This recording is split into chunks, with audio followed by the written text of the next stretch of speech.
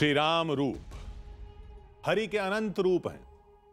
भगवान राम के जिस रूप की निशानियां हम आज आपको दिखाएंगे, शायद वही पूरी राम कहानी का सार है। आज हम आपकी मुलाकात सिर्फ श्री राम से नहीं कराएंगे, बल्कि ये कहानियां उन जगहों की हैं जहां श्री राम की उनके भक्तों से मुलाकात हुई। आज आपके सामने आने वाला है भक्तों के श्री राम का रूप, उस रूप की अनसुनी कथाएं और उन कथाओं से जुड़े कुछ सच्चे साक्ष्य भी।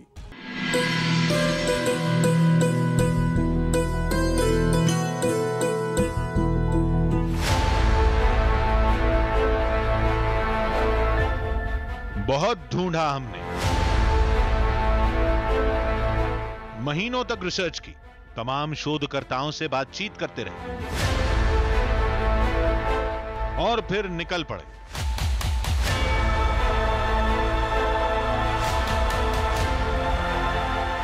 कभी छत्तीसगढ़ के जंगल में, कभी मध्य प्रदेश के कस्बों में, कभी कर्नाटक के गांव में, और तलाश कर लाए हर वो निशान, हर वो कथा। राम राम राम जय श्री राम राम। हर उस राम भक्त को जिनके बिना राम कहानी कुछ भी नहीं। राम राम राम, राम राम राम जय श्री राम राम। आज चलते हैं वहां जहां भगवान राम और महाबली हनुमान पहली बार मिले थे, जहां श्री राम और सुग्रीव की पहली मुलाकात हुई थी, जहां श्री राम ने बाली का वध किया था। वो कुटिया जहां शबरी रहा करती थी, वो बेर का पेड़, वो पंपा सरोवर, वो स्फटिक शिला, वो ऋष्यमुख पर्वत, वो नंदीग्राम भी जिसे रामायण में पढ़ा, रामचरितमानस में सुना, लेकिन आज तक कभी देखा नहीं।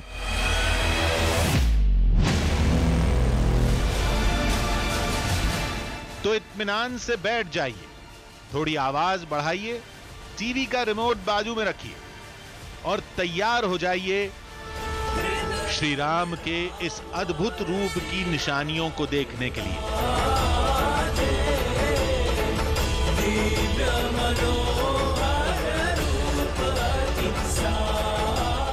क्योंकि श्री राम आज अपने भक्तों से मिलने वाले हैं।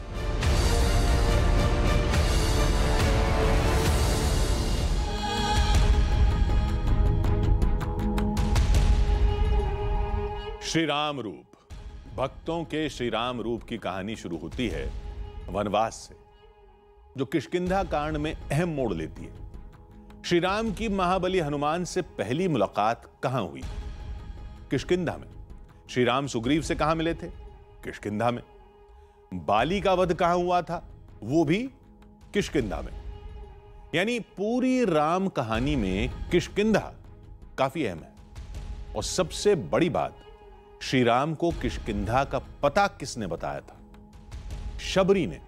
कहते हैं कर्नाटक के कोप्पल जिले में आज भी शबरी का आश्रम जस का तस मौजूद है। बेर का वो पेड़ जिसके फल श्री राम ने चखे थे, वो पंपा सरोवर जहां श्री राम अपने भक्त महाबली हनुमान से मिले थे। इन सारी निशानियों को देखने के लिए हमारी टीम अपने सफर पर निकल पड़ी।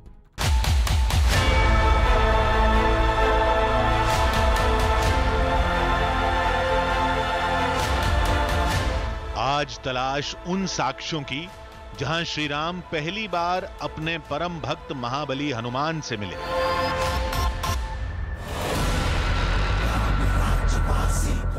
सुग्रीव से दोस्ती की, बाली का वध किया, अंगद, जामवंत और पूरी वानर सेना के साथ लंका पर हमले की रणनीति बनाई। रामायण में उस जगह को किष्किंधा बताया गया है, जिसके मुताबिक वहां एक किष्किंधा पर्वत था जो वानर राज्य की राजधानी थी। ऋष्यमुख पर्वत जहां बाली के डर से सुग्रीव छिपे थे, वहीं पर अंजनेरी पर्वत है जहां बजरंग बली के जन्म का दावा किया जाता है। और वहीं पास में बहती थी तुंगभद्रा नदी। इन श्री राम के भक्तों से जुड़ी हर कहानी और उसकी निशानी आपके सामने होगी। पौराणिक किष्किंधा नगरी की हमारी तलाश भी वहीं से शुरू होती है जहां से श्री राम ने की थी, यानी शबरी के आश्रम से। देखिए, आजकल जब आप शहरों में कम्यूट कर रहे होते हैं तो आपको पता होता है, आपने गूगल पे डाला और आपको सारे रास्ते मिल जाते हैं, लेकिन ऐसे जंगलों में किसी भी जगह को तलाशना जिसका कोई नामो निशान नहीं है, वो बड़ा मुश्किल काम है। और शबरी आश्रम के बारे में सिर्फ सुना गया है। मेरे ख्याल से शायद ही 2-4 लोग हों जिन्होंने असल में शबरी आश्रम को देखा है, वरना सबने सिर्फ सुना है कि हाँ, एक ऐसी जगह है जहाँ पर भगवान राम ने शबरी के बेर खाए थे। तलाशने की कोशिश कर रहा हूँ, जो डायरेक्शन लोगों ने बताया उसी में जा रहा हूँ, लेकिन मुझे लग रहा है मैं बहुत घने जंगल के अंदर जाता जा रहा हूँ और रास्ता तो खैर है ही नहीं।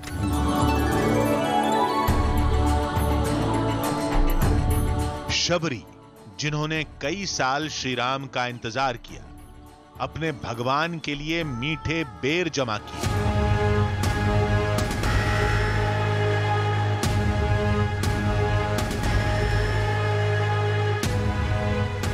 अब हमारी टीम वहां थी जहां रामायण के समय में श्री राम शबरी से मिले थे। दावे के मुताबिक युगों पहले इन पहाड़ों के बीच में शबरी का आश्रम था, जहां भगवान राम आए थे, शबरी के जूठे बेर चखे थे। ये जगह आज भी बिल्कुल निर्जन है, आसपास कोई भी नहीं रहता। और आप अगर देखेंगे तो मंदिर के दोनों तरफ पहाड़ों का एक कवर सा बना हुआ है। ऐसा है जैसे मंदिर को प्रोटेक्ट किया हुआ है, मंदिर को ढका हुआ है। जिस तरह से किसी फूल को, सीप को कवर कर लिया जाता है, उस तरह से मंदिर दोनों तरफ से इन पहाड़ों से छुपा हुआ है। बीच में मंदिर है और मान्यता यह है कि यहाँ पर पहले बहुत घने जंगल हुआ करते थे जिसमें बेरी के पेड़ हुआ करते थे। अब बेरी का पेड़ भी तलाशने की कोशिश करेंगे कि क्या वो बाकी है या नहीं है। राम राम राम राम राम। आज जहां ये मंदिर है, यहां कभी शबरी का आश्रम हुआ करता था, और आज जहां पर ये प्रतिमा रखी है, इसी जगह पर बैठकर श्री राम ने शबरी के बेर खाए थे। राम राम राम राम राम राम राम। बेर के पेड़ आज भी सर आपके सामने है, आपके सामने। और ये एक ऐसा पेड़ है ये कि जब से मैं आया 15-20 वर्ष से, मैं इसको ऐसे ही देखता हूँ, न तो ये सूखता है और नहीं कुछ भी बड़ा भी नहीं होता, ऐसे ही कैसा ऐसा है। मैंने भी बहुत बुजुर्गों से पूछा कि ये बेरी का पेड़ कब का है, बोले हम जब से देखा तो ऐसे ही देखा, जब से देखा इसको ऐसे ही देखा, ऐसे ही रहता है।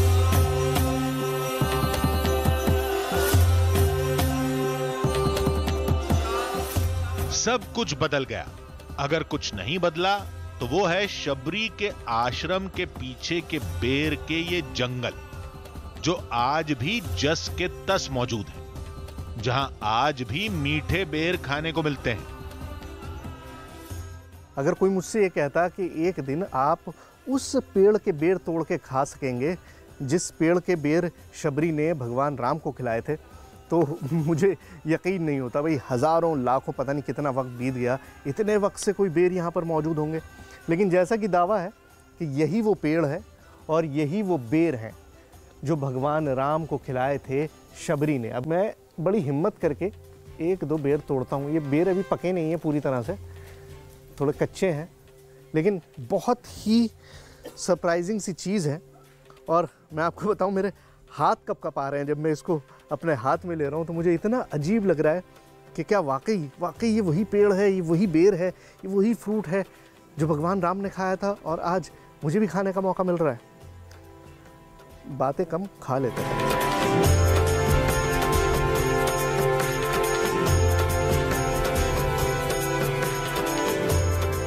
देखिए, बिल्कुल कच्चा है।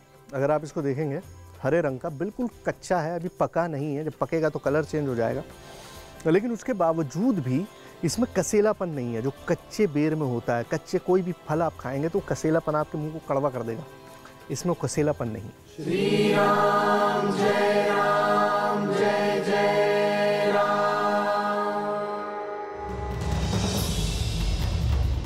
ये आश्रम, बेर के ये पेड़, इस पर विश्वास नहीं है तो एक बात पर गौर किया आपने, ये पूरी जगह पथरीली और सूखी है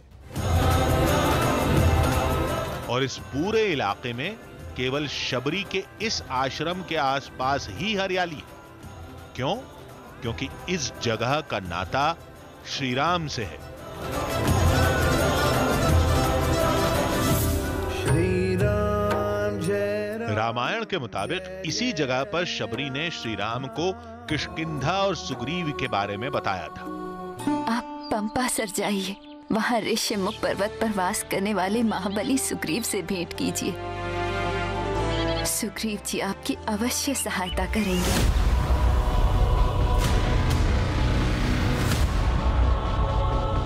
जब शबरी आश्रम यहां है तो किष्किंधा का रास्ता यहीं से जाता होगा। रास्ते में जरूर पंपा सरोवर भी होगा। पंपा सरोवर का नाम रामायण के पन्नों में भी दर्ज है।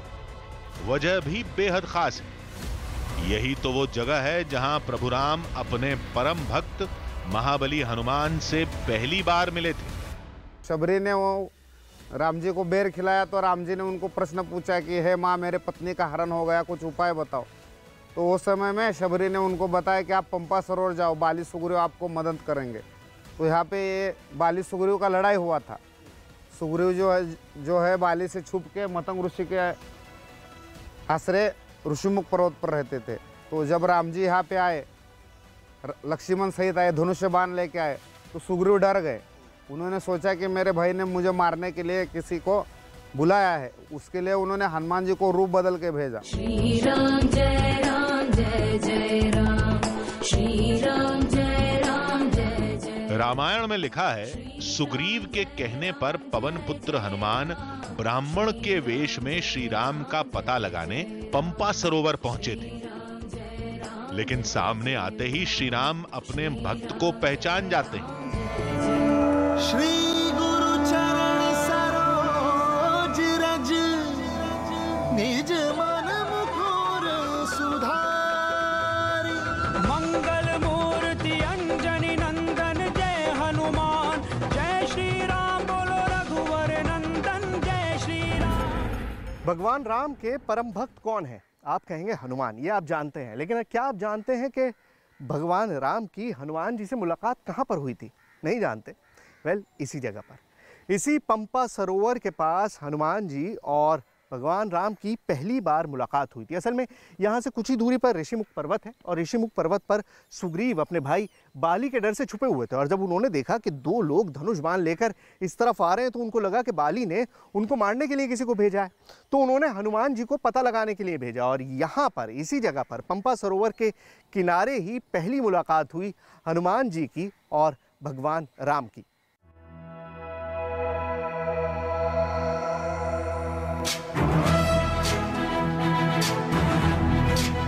जिस जगह की कहानी बजरंग बली से जुड़ती है, वहां पर आज बड़ी तादाद में बंदरों का मिलना हैरत में डालता है। कहते हैं इसी जगह से श्री राम और लक्ष्मण को कंधे पर बैठाकर हनुमान ऋष्यमुख पर्वत की ओर उड़े थे, सुग्रीव के पास।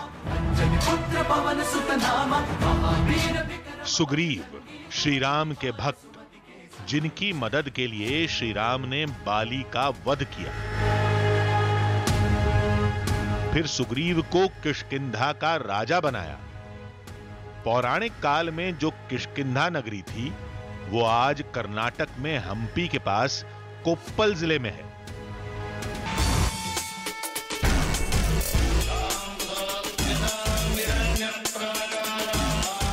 किष्किंधा में प्रवेश करते ही हमारी टीम का सामना तुंगभद्रा नदी और आज की वानर सेना से हुआ। शायद इशारा था कि हम सुग्रीव के साम्राज्य में पहुंच चुके थे। कहते हैं श्री राम ने अपने भक्त सुग्रीव की मदद कई वजहों से की थी। एक तो है राजा का धर्म है, धर्म को पालन करने के लिए। वाली ने धर्म को तोड़ा था, उसका पत्नी को ही वो अपने ये करके ये कर लिया जब ये जिंदा था और अन्याय कर रहा था। इसके कारण और उसका अहंकार इतना बढ़ गया था, उसको वाली को उनका एक वर था ना, वरदान, जो भी उनके सामने खड़े होते उसका आधा बल तो सामने वालों का आधा बल इसको आ जाता है। इसको 1.5 गुना हो गया, उनके में आधा हो गया, इसलिए किसी को भी मैं हरा सकता हूँ। ये अहंकार था, ये राजा को नहीं होना चाहिए। जिस पहाड़ पर सुग्रीव रहते थे, जिस गुफा में उनकी श्रीराम से मुलाकात हुई, उस ऋष्यमुख पर्वत पर जाने के लिए इस तुंगभद्रा नदी को पार करना था। तो तुंगभद्रा नदी का वो किनारा है जिसे चक्र तीरथ के नाम से जानते हैं। अब चक्र तीरथ क्यों कहते हैं? चक्र तीरथ इसलिए कहते हैं क्योंकि जब पानी का बहाव बहुत तेज होता है तो पश्चिम से आने वाली तुंगभद्रा नदी यहाँ आकर एक चक्र की तरह घूम जाती है। जैसे सुदर्शन चक्र आपने देखा है, उसी तरह से यहाँ पर पूरा नदी का घुमाव बन जाता है, बहाव बन जाता है और उसके बाद पूरा नदी का डायरेक्शन चेंज होता है। अब ये जो चीज़ है ये मैं आपको दिखाऊंगा, लेकिन बोट के सहारे, क्योंकि बोट के जरिए ही हम आगे तक जा पाएंगे और उस जगह पे पहुंच पाएंगे जहां सुग्रीव गुफा है। आइए। पहले नदी पार करेंगे, फिर सुग्रीव की गुफा मिलेगी। लेकिन हमें यह बिल्कुल अंदाजा नहीं था कि वहां रामायण से जुड़ा एक ऐसा साक्ष्य भी मिलेगा जो अभी तक दुनिया की नजरों से ओझल रहा है।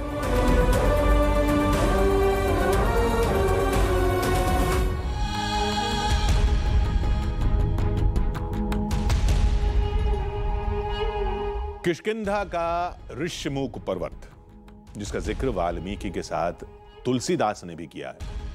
रामायण में यह जगह काफी अहम है क्योंकि इसका नाता पवन पुत्र हनुमान और सुग्रीव के साथ पूरी वानर सेना से है। किष्किंधा में वो जगह भी है जहां श्री राम ने अपने भक्त सुग्रीव की रक्षा के लिए बाली का वध किया था। दावा है कि किष्किंधा की एक पहाड़ी पर बाली के जीवाश्म के अंश मौजूद है। लेकिन सबसे अद्भुत थी वो जन निशानी जो हमारी टीम को सुग्रीव गुफा के पास में, जिसके बारे में शायद ही कोई जानता हो। उस सारी निशानियां आज आप पहली बार देखेंगे।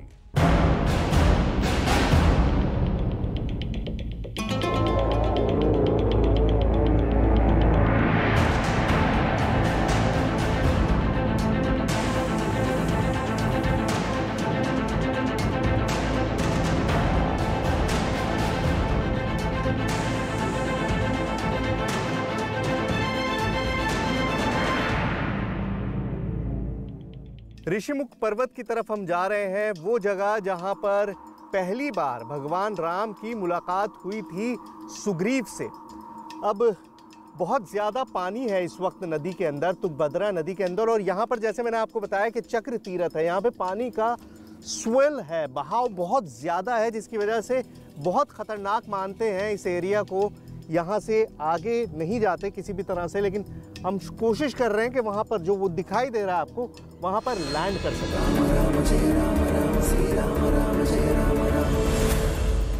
ये जगह वाकई पहाड़ों की खोम है। आज भी बंदर ऐसी ही जगहों को अपना घर बनाते हैं। फिर एक बड़ी शिला के नीचे हमें सुग्रीव गुफा मिली। जगह बेहद तंग थी और गुफा के दरवाजे पर ताला लटका था। भक्तों के राम कैसे अपने भक्तों की मदद करते हैं, कैसे मददगार साबित होते हैं, अगर ये आपको जानना है तो उसका सबसे बड़ा सबूत ये छोटी सी काली गुफा है। क्या है ये गुफा है सुग्रीव की। ऐसा मैं नहीं कह रहा हूं, यहाँ के लोकल्स मानते हैं, एएसआई मानती है कि ये छोटी सी काली गुफा जो है ये सुग्रीव का घर था। महाबली सुग्रीव। आज लोहे का गेट लगा हुआ है, ताला लटका हुआ है, इसलिए मैं आपको अंदर तो नहीं ले जा सकता हूं, लेकिन आप अंदाजा लगाइए कि वो सुग्रीव जिन्होंने राम की मदद की रावण से लड़ाई में, जो महाबली कहा जाते थे, वो सुग्रीव इस छोटी सी संकरी जगह में रहते थे जहां हवा तो छोड़िए, रोशनी भी पूरी नहीं आ रही है। कितना ज्यादा डर रहा होगा, कितना ज्यादा खौफ रहा होगा कि महाबली सुग्रीव ने अपना जीवन इस गुफा में बिता दिया। अगर राम नहीं आते अपनी भक्त की मदद के लिए तो शायद पूरा जीवन सुग्रीव का इसी गुफा में बीत जाता। हमारी टीम ने अंदर देखने की कोशिश की। कुछ मूर्तियां रखी हुई थी। कहते हैं ये प्रतिमाएं ही उस घटना की साक्षी हैं जब श्री राम इस गुफा में सुग्रीव से मिलने आए थे। मंदिर का अंदर बहुत बड़ा बोल्डर पे बहुत बड़ा शिला पे 4 मूर्तियाँ अलग अलग बनाई। प्रभु श्री रामचंद्र कोदंड पकड़कर, और राइट साइड में लक्ष्मण और सीता, और नीचे हमेशा हनुमान देखते हैं हर मंदिर में, लेकिन ये मंदिर में हनुमान नहीं है, सुग्रीव है। कि यही सबूत है कि ये जगह में श्री रामचंद्र सुग्रीव को मिला था। किष्किंधा की हर कहानी में महाबली हनुमान है। किष्किंधा पर वानरों का राज था और एक मान्यता के मुताबिक किष्किंधा के एक पर्वत पर बजरंग बली का जन्म स्थान है। इसी ऋषिमुख पर्वत के सामने अंजना पर्वत है, जो हनुमान की जन्मस्थली बताई जाती है। वैसे तो पवन पुत्र के जन्मस्थान को लेकर कई दावे किए जाते हैं, लेकिन सबसे भरोसेमंद दावा इस अंजना पर्वत को लेकर होता है। जहां जहां राम वहां वहां उनके परम भक्त यानी हनुमान। अब किष्किंधा को ही लीजिए, भगवान राम यहाँ पर आए तो सबसे पहले मुलाकात किससे हुई? हनुमान से। सुग्रीव और राम को किसने मिलवाया? हनुमान ने। तो जाहिर है रामायण में हनुमान का एक बेहद बेहद अहम किरदार है, और शायद इसी वजह से लोगों की मान्यता भी यही है कि यही वो जगह है जहाँ पर हनुमान का जन्म हुआ था। अब मेरे पीछे आपको एक पर्वत दिखाई दे रहा होगा, उसके ऊपर एक सफ़ेद रंग का मंदिर है। लोग ये मानते हैं कि इसी पहाड़ पर हनुमान की माँ रहा करती थी और इसी पहाड़ पर हनुमान का जन्म हुआ था। और लोग ये भी दावा कर रहे हैं कि ऐसे साक्ष्य आज भी मौजूद हैं जो इस बात के गवाह हैं कि हनुमान का जन्म यहीं पर हुआ था। किष्किंधा में बजरंग बली का जन्मस्थान जमीन से कई फीट ऊपर है। करीब 600 सीढ़ियों की दूरी तय करनी थी। तो आपको बताऊं, यहाँ पर साफ साफ लिखा है कि इससे आगे सीढ़ियां हैं, 575 स्टेप्स हैं। अब हमारे पास इस सेंटीपीड की तरह 100 पैर तो है नहीं कि हम तेज़ी से चल सकें, लेकिन फिर भी कोशिश जारी है। 600 के करीब 575 सीढ़ियां हैं जिनको चढ़कर ऊपर जाना है। पहाड़ के लिए पहले सीढ़ियाँ नहीं बनी हुई थी, ऊंचे ऊंचे पहाड़ थे और उन्हीं पर चढ़ के लोग जाया करते थे। अब ये सीढ़ियाँ बना दी गई हैं, काफ़ी आसान हो गया है ऊपर तक पहुँचना, बट स्टिल जिस तरह का मौसम है, जिस तरह का वेदर है, उसमें चढ़ाई काफ़ी मुश्किल है।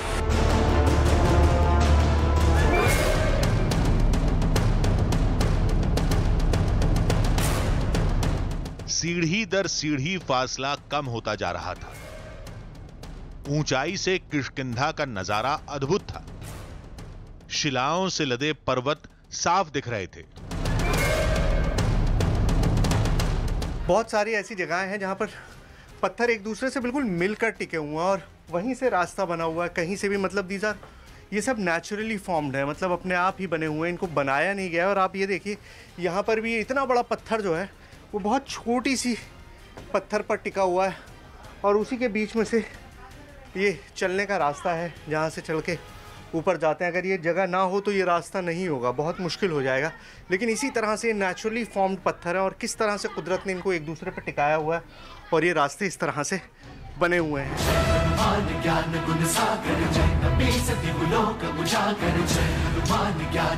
कुछ देर बाद हमारी टीम अंजना पर्वत पर थी। दावा महाबली के जन्मस्थान का है।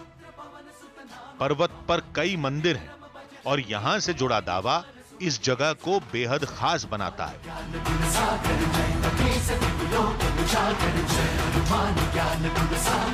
धाम में माता अंजना की प्रतिमा है, जिसकी गोद में महाबली का बाल रूप नजर आता है।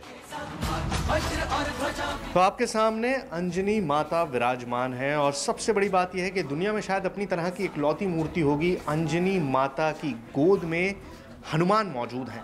तो यही मान्यता है कि यही वो जगह है, यही वो पर्वत है, यही वो शिखर है जहां पर अंजनी ने 700 साल से भी ज्यादा वक्त तक तपस्या की थी और तपस्या के फलस्वरूप उनको पवन पुत्र हनुमान पैदा हुए। फिर हम महाबली हनुमान की मूर्ति की तरफ बढ़े, जो अपने आप में बेहद अनोखी है। प्रभु श्री राम जय हनुमान, प्रभु श्री राम जय हनुमान, प्रभु श्री राम। प्रतिभा अद्भुत है। केवल एक शिला पर इसे गढ़ा गया है। कहते हैं ये स्वयंभू है, युगों से स्थापित है। बरसों से लोग इस प्रतिमा को यहां देख रहे हैं। तो अंजनी पर्वत पे इस वक्त जहाँ पर हम खड़े हैं वो हनुमान की मूर्ति के सामने है और आप ये देखिए कि ये एक फटक शिला मतलब एक सिंगल स्टोन से बनी हुई इमेज है और नेचुरली फॉर्म्ड है, मतलब अपने आप बनी है, इसे किसी ने बनाया नहीं है। किष्किंधा के अंजना पर्वत पर हमें कोई बड़ा साक्ष्य नहीं मिला। पूछने पर पता चला कि यहाँ एक बहुत बड़ी निशानी थी जो वक्त के साथ खत्म हो गई। एक शंख हुआ करता था जो आप कान में लगाओ या हाथ में रखो तो ऑटोमेटिक राम राम की ध्वनि आता था। कई ऐसे साक्ष्य और थे जो बीच में अस्त व्यस्त प्रकृति कई बार अपनी रंग दिखाता है, उस व्यवस्था में कहीं एक दूसरे जगह गया। अभी हमारी टीम को किष्किंधा में कई निशानियों की खोज करनी थी, जिनमें सबसे अहम है वो स्फटिक शिला जिस पर बैठकर श्री राम अपने भक्तों को दर्शन देते थे।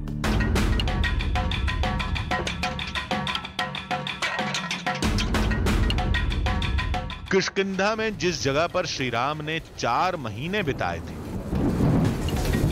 जहां पर महाबली हनुमान ने सीता जी की निशानी वो चूड़ामणि श्री राम को सौंपी थी, जिस शिला पर बैठकर श्री राम ने वानर सेना के साथ लंका पर हमले की रणनीति बनाई,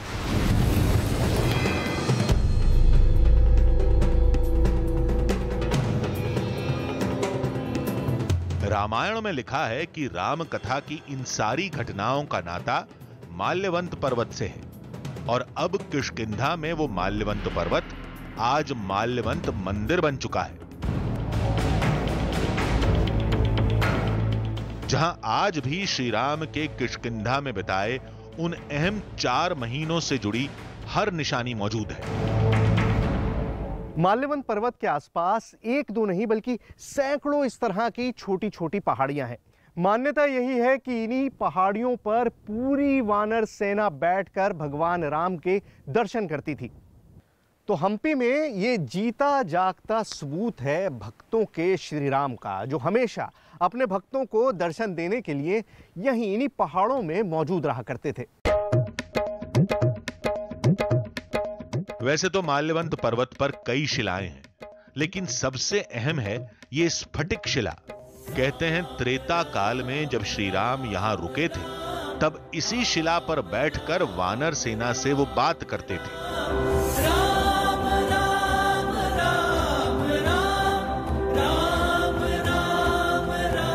देखिए, स्फटिक शिला की अगर ज्योग्राफिकल बनावट को आपने समझना है तो ये सबसे अच्छी जगह है। ये देखिए, वो जो पत्थर आपको दिखाई दे रहा है जिसपे एक छोटा सा शिखर बना हुआ है, वही वो पत्थर है जहां पर बैठकर भगवान श्री राम ने अपने भक्तों को दर्शन दिया था, मतलब पूरी वानर सेना। अब आप इस पूरे इलाके को समझिए। ये इलाका, ये मंदिर जो अब आपको दिखाई दे रहा है, ये अब बना है, विजयनगर अंपायर के जमाने में बना है, लेकिन उससे पहले ये सारी पहाड़ थी, ये माल्यवंत पहाड़ था और उसके ऊपर ये जहां पर ये शिखर बना हुआ है, उस पत्थर पर बैठकर भगवान राम ने डिस्कशन किया था, लड़ाई के बारे में चर्चा की थी। पूरी वानर सेना इन पहाड़ों पे थी। ये जो चारों तरफ आपको पहाड़ दिखाई दे रहे हैं, इन पहाड़ों पर पूरी वानर सेना थी और यहां बैठकर ये डिस्कस हुआ था कि किस तरह से लंका पर चढ़ाई करनी है, किस तरह से लंका पर हमला करना है।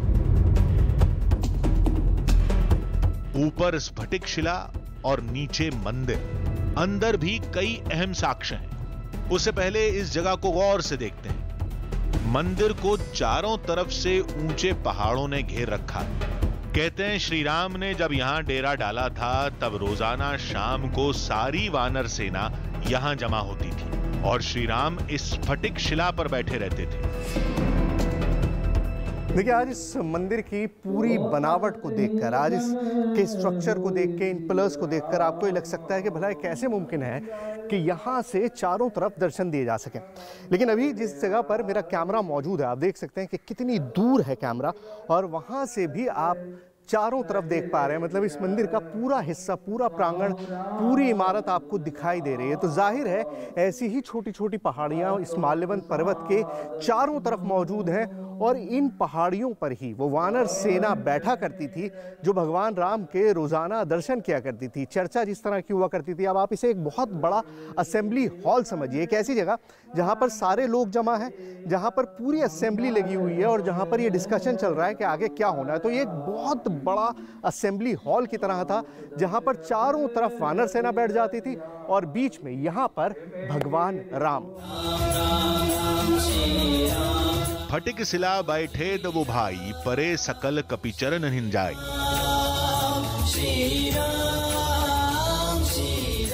रामचरितमानस के सुंदर कांड में इस जगह को लेकर ये चौपाई लिखी गई है। मान्यता यही है कि वो शिला, वो जगह यही है। यहाँ पर अगर चारों तरफ बंदर बैठे हो, विचित्र पर्वत है राम यहाँ पर, तो सबका दर्शन चलता होगा। सबका दर्शन, हाँ, इसलिए देखते हैं सबसे ऊपर वो राम धरोखा बना हुआ है। तो राम धरोखा बना, उस पर राम जी है कि नहीं, बैठते थे, सभा लगती थी, उधर सभा मंडप बना हुआ है, सभा भी मीटिंग लगती थी। अच्छा। तो बंदरी सेना के साथ है के लिए लंका के ऊपर चढ़ाई करने के लिए ये सब स्टोरी है यहाँ की। तो इसलिए भगवान राम जब यहाँ चतुर्मासा किए, चतुर्मासा पूरा करने के बाद यहीं से लंका की ओर प्रस्थान किए थे।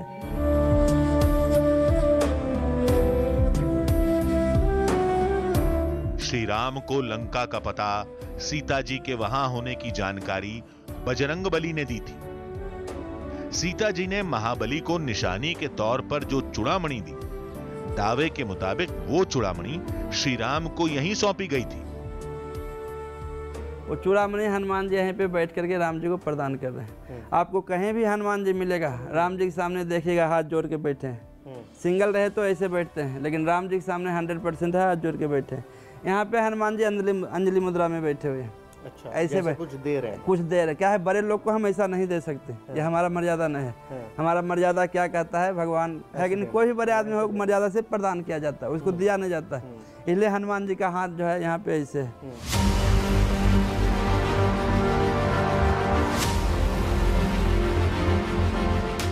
जिस जगह पर माल्यवंत मंदिर का गर्भगृह है, बताया जाता है कि रामायण के समय में यहां एक गुफा थी और इसी गुफा में श्री राम ने चौमासा काटा था, यानी बारिश के वो दिन जब श्री राम का सीता को खोजने का अभियान पूरी तरह थम गया था।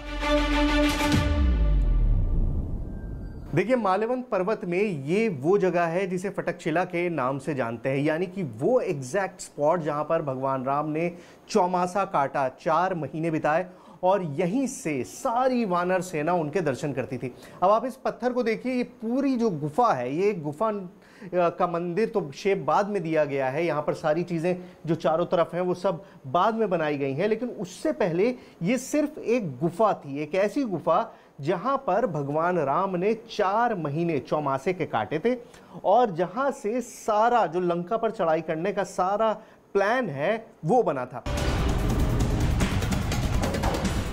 और वो रणनीति बनी यहां, इस जगह।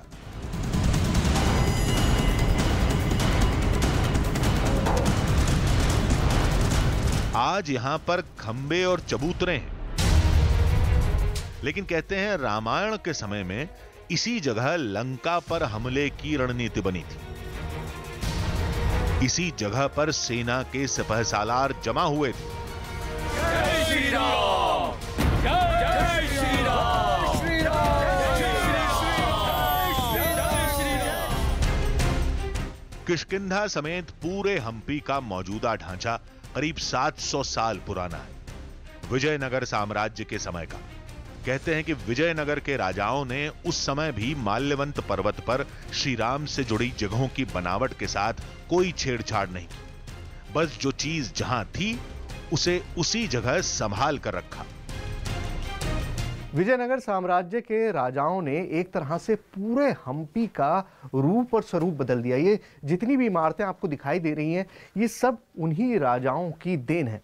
लेकिन माल्यवंत पर्वत को उन्होंने भी नहीं बदला, क्योंकि सारी दुनिया की तरह वो भी ये मानते थे कि माल्यवंत पर्वत वही जगह है जहां पर भगवान राम ने चौमासा काटा था। मतलब 4 महीने अपनी जिंदगी के, अपने वनवास काल के अपने भक्तों के साथ यहीं पर इसी माल्यवंत पर्वत पर बिताए थे। यहां आने पर पूरे तौर पर यकीन हो जाता है कि किष्किंधा केवल राम कहानियों में नहीं बसती। रामायण का सबसे अहम पड़ाव, वो किष्किंधा नगरी, आज भी कर्नाटक के हम्पी में मौजूद है, जहां के साक्ष्य, जहां की निशानियां आज भी लोगों को राम कथा सुनाती हैं।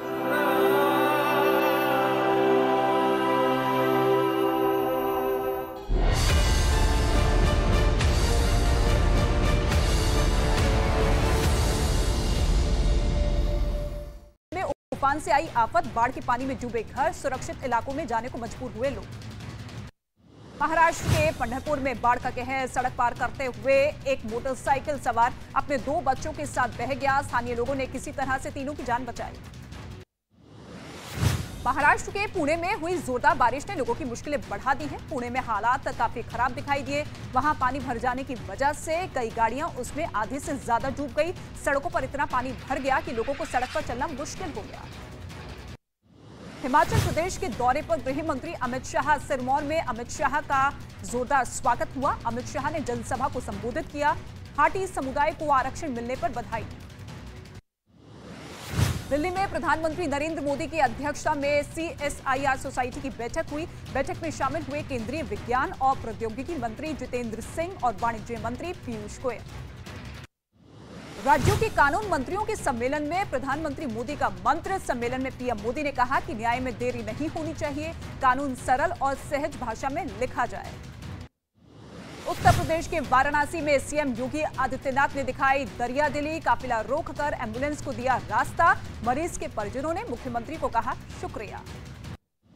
लखनऊ में अतीक अहमद की संपत्ति पर बड़ी कार्रवाई। 34 करोड़ रुपए की अवैध संपत्ति को कुर्क किया गया। गोमती नगर में की गई ये कार्रवाई। यूपी के मुरादाबाद में पुलिस और बदमाशों के बीच मुठभेड़ हुई। 1 लाख के इनामी खनन माफिया जफर को पुलिस ने गिरफ्तार कर लिया। उत्तर प्रदेश के हापुड़ में पुलिस और एक बदमाश के बीच मुठभेड़ हुई। पुलिस की फायरिंग में आरोपी को लगी गोली। पुलिस ने आरोपी को गिरफ्तार किया। यूपी के कासगंज में मामूली विवाद पर 2 समुदाय के बीच झड़प हुई। मारपीट के दौरान जमकर दुकानों में तोड़फोड़ की गई। 4 नामजद और करीब 8 अज्ञात लोगों के खिलाफ मामला दर्ज हुआ। उत्तर प्रदेश के अमरोहा में पुलिस को एक बड़ी कामयाबी हाथ लगी है। पुलिस ने करीब 40 लाख रुपए के नशीले पदार्थ के साथ 2 तस्करों को गिरफ्तार किया है। यूपी के गाजियाबाद में अवैध पटाखों की बड़ी खेप बरामद की गई है। पुलिस ने आरोपी लड़के को गिरफ्तार किया। दिवाली में पटाखों की सप्लाई करने की तैयारी में था आरोपी। महाराष्ट्र के पुणे में एक कार में आग लगने से हड़कंप मचा। आग लगने की वजह से कार